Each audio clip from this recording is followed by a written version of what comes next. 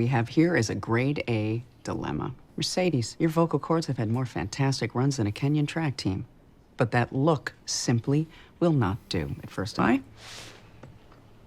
People should know who I am. Ridiculous. Sue, we need to talk. Obviously, and then pretend to take a phone call. I happen to be blackmailing him. All right, I have one final announcement before we all leave. I mean, she just puts it right out there. We can't use the auditorium for the next week. You have a week to lose 10 pounds. It's like having to lose one of my butt cheeks. Look at what I'm eating. Peeled celery. And for breakfast, I had Splenda. Look, Mercedes, now that we're cheerleaders, we're finally part of the in crowd. I haven't had a solid meal since 1987. Sometimes I add a teaspoon of sand. That can't be healthy. Who cares? You can either feel terrible and look. You were conceived on a pinball machine. Well, Okay. I think that's everything. Who is it? Do I know him? It's your friend Kurt's father, Bert Hummel.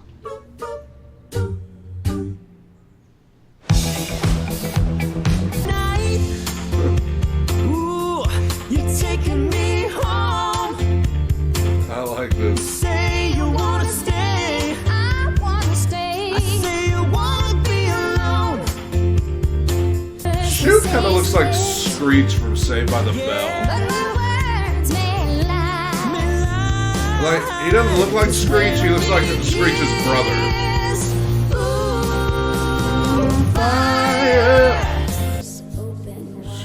She goes after it, you know? She's just like, man. I lost 2 pounds, Coach. Well, Becky, you are assimilating beautifully. Instead of being different and an outcast, you're just like every other teenage girl in America. I mean, does she become a better person, or is she always What just the hell's going on with her horrible parents? all the How did this time? happen? When did they even meet Don't each other? answer. I don't want spoilers. Parent, teacher, parents' age don't wait around for love to bloom. They know what they want. I guess you and I will be roommates with Mom and Dad cohabitating upstairs by midterms. No way. I mean, Give this in to the is inevitable, a Finn. diabolical I want us to decide how to plot redecorate our room together. by That's why I asked you Kurt how this here. watches. And don't sweat that. You're about to sing. A chair is still a chair. Oh, come on, even when there's no one. Sitting there. But a chair is not a house, and a house is not a home. But it's just a crazy game, and when it ends, it ends in tears. That's sad. That's sad. So darling, have a heart to answer. Yeah. One less egg to fry, one less man. Happy, I still love him so. Who is she singing And about? each day, the way I start out, crying my heart out. One less bell to answer. You better not do this, brother. You've been making one bad decision after the other. Bell to answer. Bro, The doorbell rings. I still run. Sounds crazy, but I miss getting hit. Pure boyish insanity. No, it isn't. I totally get that. I used to love the feeling. I could already tell Finn is going to establish a Reminded me of being connection alive. with Kurt's dad. Why hasn't anyone commented on the new jeans I got Carol? No, they're all wrong. Well, they all look like gray to me. Well, maybe if they're different colored sports uniforms, you'd work harder to try and tell them apart. I knew it.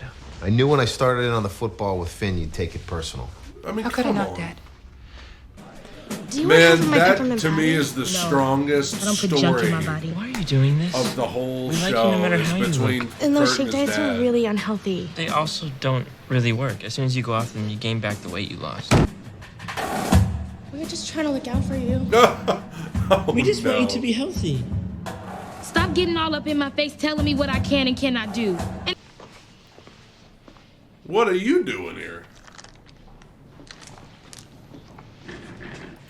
thanks, I'm not hungry. The other kids start looking like food right before you fainted. Here's the thing. So Yeah, like, how'd you Quinn know? is mostly awful, but then every once in a while she does something really cool, you know, and nice. Why are you being so nice to me?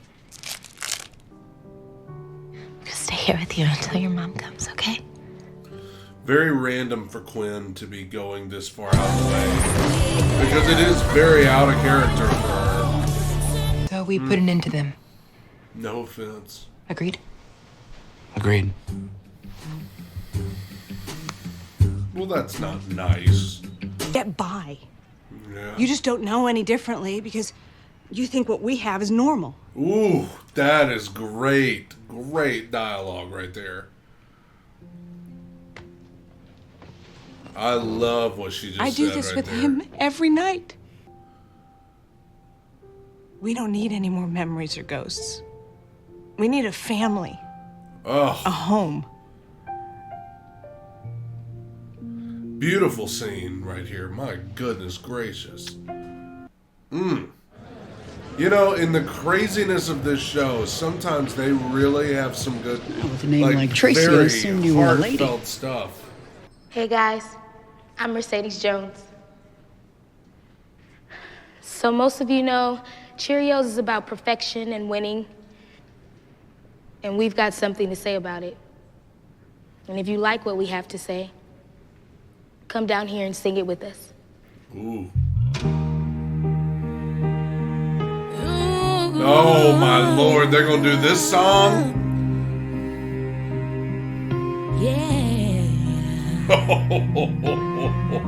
From all the pain, I'm so ashamed. So, I mean, Sue has to be freaking out. This wasn't what they planned. I am beautiful. Oh no. Ooh. So don't you bring me down today. No matter what we do. So, this is the cheerleader singing like this?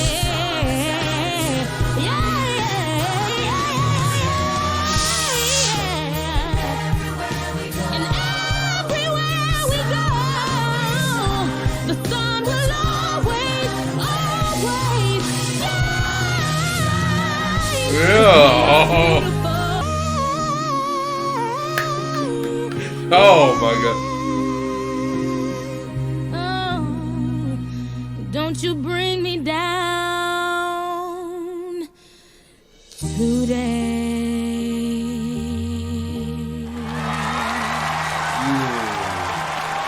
That's one of the strongest moments of the show so far, really. This episode's like... Finish this interview in your office tomorrow. Think you're a little racist. I came here to write a piece that would expose you as a coward and a cheat. I could not have been more wrong. Beg your pardon? You got every shape and size Cheerio up there singing about empowerment and inclusion, telling everyone it's okay to be exactly the person you are.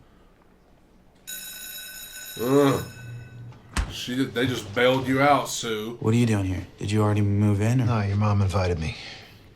She thought you and I could have a man-to-man. Good. You know. It's just, you know, I love your mom. She's like this angel that, you know, came down and wake me up after all these years, and I swear to you, I will never hurt her. Hold up. You can sit here if you want. Oh my goodness. Episode. It was like they put all of the nonsense on hold. The Nazis. Oh. There's Kurt. Yeah, you don't know that the. And he is devastated. I don't know what to say. Just say congratulations. Tell me what? That I bought you all the auditorium. Hey! Love and affection, and just maybe Oh, there's a lot of crying in this episode. giving me enough time. That lyric. Oh. We must look inside our hearts to find.